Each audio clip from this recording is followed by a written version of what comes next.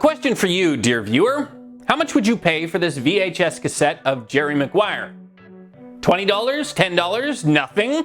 Because literally every thrift shop in the English-speaking world will gladly hand you a basket of Jerry McGuire tapes for 10 cents? When there is a lot of something around, it magically loses value, be that Jerry McGuire tapes, K-cars, Pete Rose autographs, or even cold, hard cash. That's right, the very currency in your pocket can hemorrhage value if there's too much of it around. And I have some bad news.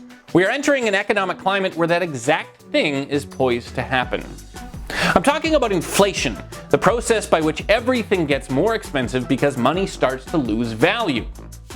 In developed Western democracies, there's always a little inflation around, usually around 2%. But we could be on track for inflation to hit up to 5%, meaning that for every 12 months that goes by, your loonie or greenback loses 5 cents.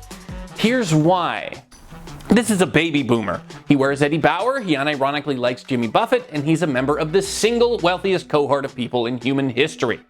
For the last 30 years, baby boomers have been in their prime earning years, and they've been socking away a lot of that money for retirement. The result? We have more saved money right now than at any time ever. Picture a house where the attic is absolutely stuffed to the rafters with cash. And now, with the boomers all retiring, that attic cash is about to be set free. On real estate, on golf carts, on Moody Blues concerts at the local casino, everything. That's a whole lot of money to pour into an economy at once. Picture the economy as a lemonade stand. After years of running steady business, suddenly a bunch of retired boomers are crowding around with fistfuls of cash and demanding as much lemonade as you can possibly stir. You'd probably think about raising prices. The US just passed a $2 trillion stimulus package. In Canada, we've run up a deficit in the last 10 months that could have singularly paid for our entire contribution to the Second World War. These are utterly insane amounts of money, and it looks like they weren't altogether necessary. In Canada, the savings rate has skyrocketed under COVID, meaning that a lot of people, particularly high-income earners and those in unaffected occupations, are getting their stimulus cash and just sticking it in the bank. The same thing is happening in the US, where millions of people are either sitting on their stimulus checks or spending it on fun stuff like guns. These are not the actions of a population desperate for financial relief. So what you're seeing is that in the US and Canada, governments are helicopter dropping crates of cash onto people who don't need it. Mix mountains of cash with people who don't need it, and you get inflation. So we've got these twin avalanches of boomer and government money smashing into the economy.